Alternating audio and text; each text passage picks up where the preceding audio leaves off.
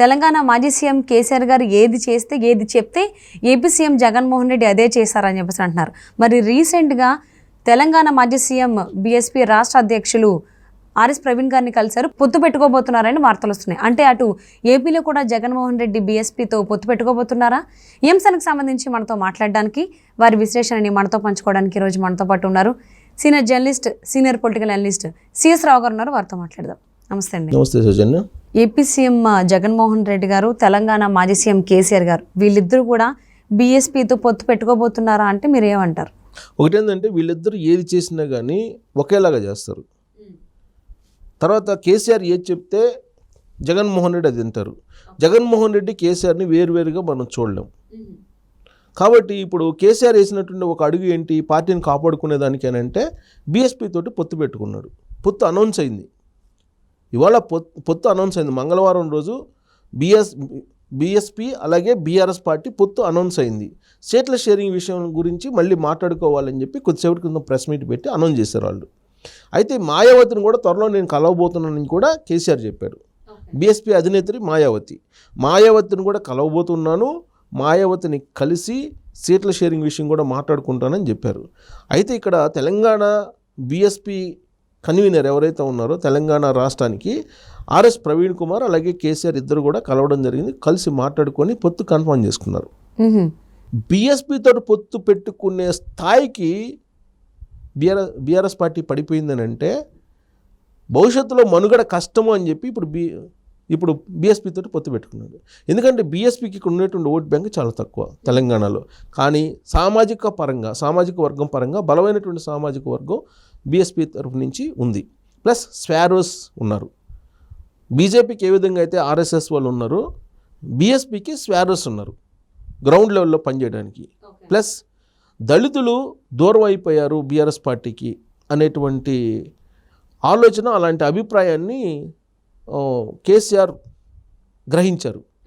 So దీంతో ఇప్పుడు ఆ వర్గాలని తమ వైపు తిప్పుకోవాలంటే బీఎస్పీ తోటి పొత్తు పెట్టుకోవాలి అనేటువంటి కాన్సెప్ట్కి వచ్చేసాడు ఆయన. ఒకవేళ పొత్తు పెట్టుకోకపోతే కనుక మనుగడే కష్టమయ్యేటువంటి అవకాశం ఉంది. సో ఏం జరగబోతుంది రాబోయేటువంటి రోజుల్లో? లోక్సభ ఎన్నికల్లో బీఆర్ఎస్, బీఎస్పీ, కమ్యూనిస్టులు ఎలాగ ఉంటారు, కమ్యూనిస్టులు పొత్తు పెట్టుకుంటారా లేదా అనేది కాంగ్రెస్ పార్టీ మీద ఆధారపడి ఉంది.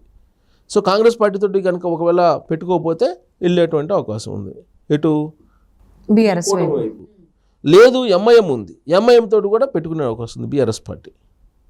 ఎందుకంటే ఎంఐఎం కాంగ్రెస్ పార్టీ పొత్తు కుదరకపోతే యాక్చువల్గా నేషనల్ అలయన్స్ ప్రకారం ఎంఐఎం, కాంగ్రెస్, కమ్యూనిస్టులు ఇల్లు మొత్తం కూటమిగా వెళ్ళాలి. ఈ కూటమిలో ఏదన్నా తేడా వస్తే కనుక అప్పుడు బీఆర్ఎస్ పార్టీ క్యాచ్ చేసే అవకాశం ఉంది.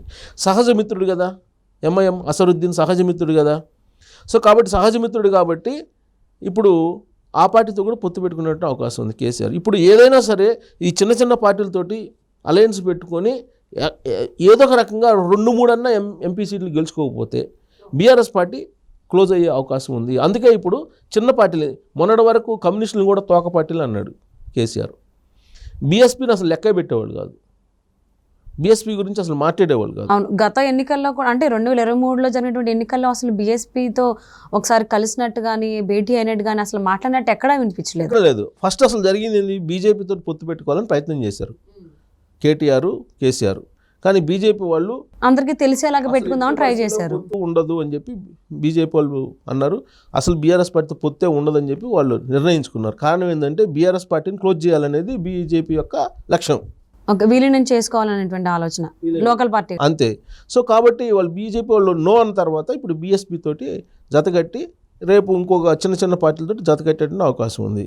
ఇదే పరిస్థితి ఆంధ్రప్రదేశ్లో జగన్మోహన్ రెడ్డికి కూడా ఉంది అనేది ఐపాక్ తాజాగా ఇచ్చినటువంటి సర్వే ప్రకారం ఉంది. సో ఆ సర్వేలో ఏం చెప్పారు, 40 స్థానాలకు మించి ఒక్కటి కూడా రాదని చెప్తున్నారు ప్రశాంత్ కిషోర్ చెప్పాడనంటే అది నిజమా అబద్ధమా లేదంటే ఆయన ఏ ఆధారాలతో చెప్పారని ఇప్పుడు వైఎస్ఆర్ కాంగ్రెస్ పార్టీకి సంబంధించిన మాజీ మంత్రులు ప్రశ్నిస్తూ ఉన్నారు. ప్రశాంత్ కిషోర్ శిష్యుడు రాబిన్ శర్మ, ప్రశాంత్ కిషోర్ శిష్యుడు రిషి. ఓకే, రిషి ప్రశాంత్ కిషోర్ శిష్యుడు, రాబిన్ శర్మ ప్రశాంత్ కిషోర్ శిష్యుడు. రాబిన్ శర్మ ఏమో తెలుగుదేశం పార్టీకి రాజకీయ వ్యూహకర్తగా వ్యవహరిస్తూ ఉన్నారు. రిషి రాజునేమో వైఎస్ఆర్ కాంగ్రెస్ పార్టీకి రాజకీయ వ్యూహకర్తగా వ్యవహరిస్తున్నారు. వీళ్ళు ప్రశాంత్ కిషోర్కి చెప్పరా, ఇన్ఫర్మేషన్ ఇవ్వరా? ఈవెన్ ప్రశాంత్ కిషోర్ ఒక స్టేట్మెంట్ కూడా ఇచ్చారన్నట్టు వార్తలు వస్తున్నాయి సోషల్ మీడియాలో కావచ్చు ఎక్కడైనా. జగన్మోహన్ రెడ్డి ఓడిపోతాడు అనేటువంటి స్టేట్మెంట్ కూడా ఆయన పాస్ చేశారు అన్నట్టుగా ఉంది. ఆల్రెడీ చెప్పారు కదా, హైదరాబాద్లో 2 రోజుల క్రితం జరిగినటువంటి పత్రికా సదస్సులో చాలా క్లియర్గా చెప్పారు కదా, ఆంధ్రప్రదేశ్లో ఎట్టి పరిస్థితుల్లో కూడా వైఎస్ఆర్ కాంగ్రెస్ పార్టీ రాదు, 40 సీట్లకు మించి వైఎస్ఆర్ కాంగ్రెస్ పార్టీకి వచ్చే అవకాశం లేదు, తెలుగుదేశం పార్టీ జనసేన కూటమి అక్కడ ప్రభుత్వాన్ని ఏర్పాటు చేయబోతుంది, జగన్మోహన్ రెడ్డి కేవలం సంక్షేమ పథకాలను మాత్రమే నమ్ముకున్నాడు, అభివృద్ధి అనేది చేయలేదు, ప్రజలు మార్పు కోరుకుంటున్నారు అనేటువంటి విషయం చెప్తూ కేసీఆర్ కూడా సంక్షేమ పథకాలు ఇచ్చారు కానీ ప్రజలు ఓడగొట్టారు అక్కడ, కాబట్టి మార్పు కోరుకున్నారు తెలంగాణ ప్రజలు. అదే తరహాలో ఆంధ్రప్రదేశ్ ప్రజలు కూడా మార్పు కోరుకుంటున్నారు, కాబట్టి జగన్మోహన్ రెడ్డి ఎట్టి పరిస్థితుల్లో గెలవడని చెప్పి ప్రశాంత్ కిషోర్ చెప్పాడు. ప్రశాంత్ కిషోర్ ఎలా చెప్పాడు, ఆయన తీసేసిన తహసీల్దారు అని చెప్పి కొడాలి నాని అన్నాడు. తీసేసిన తహసీల్దార్ అయినా నువ్వు నీ దగ్గర రాజకీయ వ్యూహకర్తగా ఉన్నట్టు రిషి ఎవరు, ఆయన శిష్యుడు, మరి తెలియకుండా ఎలా ఉంటుంది? కాబట్టి ఆ సర్వేలన్నీ లీక్ అయిన సర్వేలే, ఆయన చెప్పినటువంటి సర్వేని పక్కాగా నమ్మొచ్చు మనం, నమ్మడానికి ఖచ్చితంగా అవకాశాలు ఉన్నాయి. సరే, ఆయన ఎందుకు చెప్పారు ఏంటి అనే దాని మీద కూడా రకరకాల అనుమానాలు వ్యక్తం చేస్తూ ఉన్నారు. దాని వెనక కారణాలు ఏమున్నప్పటికీ కూడా ఆయన చెప్పింది మాత్రం నమ్మశక్యంగా ఉంటుంది అని చెప్పి భావించాలి మనం. ఎందుకంటే వాళ్ళిద్దరు ఆయన శిష్యులు కాబట్టి షేర్ చేసుకోకుండా ఉంటారు. ఆ శిష్యులు అయితే డెఫినెట్గా ఏదో సందర్భంలో ఖచ్చితంగా కాంటాక్ట్లోనే ఉంటారు, కాంటాక్ట్లో కూడా ఉంటారు. సో ఇదంతా ఒక ఎత్తు అయితే, ఇప్పుడు ఈ క్రైసిస్ నుంచి అలా బయటపడాలి. అంటే ఇక్కడ తెలంగాణలో బీఆర్ఎస్ అధ్యక్షులు అలాగే బీఎస్పీ రాష్ట్ర అధ్యక్షులు కలిశారు. అంటే నెక్స్ట్ రాబోయేటువంటి రోజుల్లో కూడా జగన్మోహన్ రెడ్డి అక్కడ ఏపీ రాష్ట్ర అధ్యక్షులు ఎవరైతే ఉన్నారో బీఎస్పీకి సంబంధించి వాళ్ళని కలిసి పొత్తుకు సంబంధించి చర్చించేటువంటి అవకాశాలు ఉన్నాయంటారా? అవకాశాలు లేకపోలేదు. ఎందుకంటే ఇటీవల కాలంలోనే ఆంధ్రప్రదేశ్లో కొన్ని రాజకీయపరమైన అనుమానాలు వచ్చినాయి. ఎందుకంటే అసలు జగన్మోహన్ రెడ్డే ఈ అపాయింట్మెంట్ చేశాడా అని. గతంలో జగన్మోహన్ రెడ్డి ఏం చేశాడు, కాపులు బీసీలతోటి కలిసి ఒక పార్టీని ఫ్లోట్ చేయాలి అని ఒక ఆలోచన చేశాడు ఆయన అనేటువంటి ఒక టాక్ నడిచింది. దాంట్లో భాగంగానే హైదరాబాద్లో జేడీ లక్ష్మీనారాయణ, పేర్ని నాని, బొత్స సత్యనారాయణ, కత్తి పద్మరావు ఇలాంటి వాళ్ళందరూ కూడా సమావేశం అయ్యారు. దాంట్లో ముద్రగడ పద్మనాభం లాంటి వాళ్ళు కూడా ఉన్నారు. వీళ్ళందరూ కలిసి ఒక పార్టీ పెట్టి ప్రభుత్వ వ్యతిరేక ఓటుని చీల్చేటువంటి ప్రయత్నం చేస్తున్నారనేది 1 సంవత్సరం క్రితం వచ్చినటువంటి న్యూస్. కానీ అది పార్టీ ఫ్లోట్ చేయడానికి మిగతా వర్గాలు కలిసి రాల. దాంతో అది ఆదిలోనే పోయింది. 2 మీటింగ్లు పెట్టుకున్నారు, ఆ 2 మీటింగ్లతోటి క్లోజ్ అయిపోయింది. ఆలోచన కార్యరూపంలోకి రాలేదు. సో ఇప్పుడు ఈ సంక్షోభం నుంచి, ఈ క్రైసిస్ నుంచి జగన్మోహన్ రెడ్డి బయటపడాలంటే ఈ ఓట్లని, ప్రభుత్వ వ్యతిరేక ఓటుని చీల్చాలి. ప్రభుత్వ వ్యతిరేక ఓటుని చీల్చాలంటే ఏదో ఒక ఆల్టర్నేటివ్ ఓటర్స్కి కల్పించాలి. సో ఆల్టర్నేటివ్ ఏంటంటే బీఎస్పీని అక్కడ పూర్ణచంద్రరావు ఇప్పుడు బీఎస్పీ రాష్ట్ర కన్వీనర్గా ఐపీఎస్ అధికారి, ఆయన మంచి అధికారి. ఆర్ఎస్ ప్రవీణ్ కుమార్ ఎంత నిజాయితీపరుడో పూర్ణచంద్రరావు కూడా అంతే నిజాయితీపరుడు. వాళ్ళని వ్యక్తిగతంగా మనం ఏం అనడానికి లేదు. ఆయన బీఎస్పీ ఏపీ కన్వీనర్గా ఛార్జ్ తీసుకున్నారు. ఆయనతో పాటు జై Bharat national party JD Lakshminarayana already ఉంది. జేడీ లక్ష్మీనారాయణ ప్రత్యేక హోదా అంశాన్ని పెద్ద ఎత్తున చేసి ఈ మధ్య కాలంలోనే జగన్మోహన్ రెడ్డి అరెస్ట్ చేశారు, కార్యక్రమం చేశారు. అంటే వీళ్ళందరూ కూడా ఒక ప్లాన్డ్గా ప్రభుత్వ వ్యతిరేక ఓటుని చీల్చడానికి జేడీ లక్ష్మీనారాయణ జై భారత్ నేషనల్ పార్టీ పెట్టడం, బీఎస్పీ కన్వీనర్గా పూర్ణచంద్రరావు అపాయింట్ కావటం, ఇవన్నీ కనుక చూస్తుంటే ఈ చిన్న పార్టీలతోటి జగన్మోహన్ రెడ్డి పొత్తు పెట్టుకుంటాడేమో. ఓకే, సో పొత్తు పెట్టుకునే అవకాశం ఉందేమో, అంటే బలం పుంజుకోవడానికి. అంటే ప్రత్యేకంగా వాళ్ళ చేత పోటీ చేపిస్తేనేమో ప్రభుత్వ ఓట్ బ్యాంక్ చీలిపోయేటువంటి అవకాశం, అందుకే జగన్మోహన్ రెడ్డి పెట్టించాడు అనేటువంటి అనుమానం కలుగుతుంది. అలా కాకుండా ఈ చిన్న చిన్న పార్టీలన్నింటినీ కలుపుకుంటే సామాజిక ఈక్వేషన్లో ఇప్పుడు కాపు సామాజిక వర్గం పవన్ కళ్యాణ్ తోటి వెళ్తుంది అనేటువంటిది అటు వైఎస్ఆర్ కాంగ్రెస్ పార్టీకి తెలుసు, అందరికీ తెలిసినటువంటి నగ్న సత్యం. సో కాపు సామాజిక వర్గానికి సంబంధించినటువంటి జేడీ లక్ష్మీనారాయణ చేత ఒక పార్టీ పెట్టించి ఆ పార్టీని పొత్తు పెట్టుకుంటే, ఆ పార్టీతో పొత్తు పెట్టుకుంటే ఆ సామాజిక వర్గం కలిసి వస్తుంది అనేది ఒకటి. రెండు ఏంటంటే ఇప్పుడు బీఎస్పీ అంటే మాయావతి అంటే ఎస్సీ అంటే దళిత ఓట్ బ్యాంకు తమ వైపు వస్తుంది అనేటువంటి యాంగిల్. ఇప్పుడు క్రిస్టియన్ ఓట్ బ్యాంక్ చీలిపోతుంది, దళిత క్రిస్టియన్ ఓట్ బ్యాంక్ నిట్టనిలుగా చీలిపోతుంది. ఒకవైపు షర్మిల, ఇంకొక వైపు డాక్టర్ సునీత, ఇంకొక వైపు జగన్, వీళ్ళు ముగ్గురు చీల్చుకుంటారు.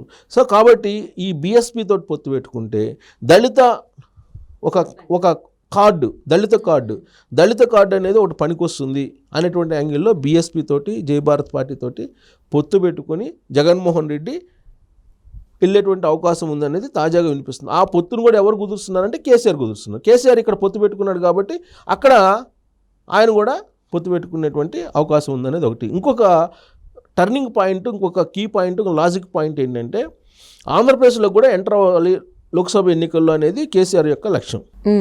సో ఇక్కడ బీఆర్ఎస్ పార్టీ ఆఫీస్ అక్కడ ఉంది, విజయవాడలో ఓపెన్ చేశారు. దానికి తోట చంద్రశేఖర్ అనే అతను అధ్యక్షుడిగా ఉన్నారు. ఆయన ఇప్పుడు ఆ పార్టీ నుంచి వీడి ఈ మధ్యకాలంలో రాజీనామా చేసి వెళ్ళిపోయారు. కానీ పార్టీ ఆఫీస్ మాత్రం ఉంది. సో అక్కడ బీఆర్ఎస్ పార్టీ తోటి కూడా పొత్తు పెట్టుకొని బీఆర్ఎస్ పార్టీ, బీఎస్పీ, జై భారత్ పార్టీ, వైఎస్ఆర్ కాంగ్రెస్ పార్టీ, ఈ 4 పార్టీలు కలిపి ఒక కూటమి కట్టేటువంటి ప్రయత్నం ఒకటి. రెండేంటంటే ఇప్పుడు కనుక బీజేపీ, తెలుగుదేశం పార్టీ, జనసేన పొత్తు కన్ఫామ్ అయిపోయిన తర్వాత వామపక్షాలు కూడా ఒక కూటమిగా ఏర్పడేటువంటి అవకాశం ఉంది. లేదా వామపక్షాలు, కాంగ్రెస్ పార్టీ సపరేట్ కూటమిగా వెళ్ళేటువంటి అవకాశం కూడా ఉంది. సో కాబట్టి ఈ కిచిడీ వ్యవహారం ఉంది ఆంధ్రప్రదేశ్లో. ఒక కిచిడీ వ్యవహారాన్ని తయారు చేస్తున్నారు. ఆ తయారు చేస్తున్న ఎవరు? కేసీఆర్ తన పార్టీ మనుగడని కోసం అక్కడ వైఎస్ఆర్ కాంగ్రెస్ పార్టీతో కూడా బీఎస్పీ తోటి పొత్తు పెట్టుకునేటువంటి కార్యక్రమానికి ఆయన లైజనింగ్ చేస్తున్నారు. దాంట్లో భాగంగా త్వరలోనే మాయావతిని కలవబోతున్నారు. మాయావతితో కలిసిన తర్వాత నేషనల్ స్థాయిలో కూడా మనం కలిసి ఉండాలి అనేటువంటి ఒక ప్రయత్నం చేస్తూ వైఎస్ఆర్ కాంగ్రెస్ పార్టీ తోటి పొత్తు పెట్టించేటువంటి ఒక ప్లాన్ కేసీఆర్ చేస్తున్నారు. కేవలం బీఆర్ఎస్ పార్టీతో పొత్తు అని అంటే మాయావతి ఒప్పుకోదని చెప్పి తెలుగు రాష్ట్రాలు రెండింటిని కలిపి మేము పొత్తు ఉంటాము, దక్షిణ భారతదేశంలో కూడా అవసరమైతే బీఎస్పీని మేము మోస్తాము, మేమే పెట్టుబడి పెడతాం అని చెప్పేదానికి త్వరలోనే ఢిల్లీ వెళ్తున్నారు కేసీఆర్ అనేది ఆ పార్టీలో జరుగుతున్నటువంటి చర్చ. సో మొత్తం మీద ఏంటంటే ఆంధ్రప్రదేశ్లో వైఎస్ఆర్ కాంగ్రెస్ పార్టీ, బీఎస్పీ, జై భారత్ నేషనల్ పార్టీ, ఈ 3 మాత్రం పొత్తు పెట్టుకొని వెళ్ళడానికి అవకాశం ఉంది. ఇప్పుడున్నటువంటి సంక్షోభం నుంచి జగన్మోహన్ రెడ్డి బయటపడటానికి ఉన్నటువంటి ఆల్టర్నేటివ్గా వైఎస్ఆర్ కాంగ్రెస్ పార్టీలోని చర్చ జరుగుతుంది. బీఆర్ఎస్ పార్టీలో ఆల్రెడీ ఇప్పుడు బీఆర్ఎస్ పార్టీ పొత్తు పెట్టుకుంది కాబట్టి దీన్ని అక్కడ క్యారీ చేయడానికి కేసీఆర్ రెడీ అయ్యారని చెప్పి రాజకీయ వర్గాల్లో జరుగుతున్నటువంటి లేటెస్ట్ చర్చ. రాబోయేటువంటి ఎన్నికలకు సంబంధించి ఇటు బీఆర్ఎస్, బీఎస్పీతో పొత్తు పెట్టుకోబోతోంది. అటు ఏపీలో కూడా వైఎస్ఆర్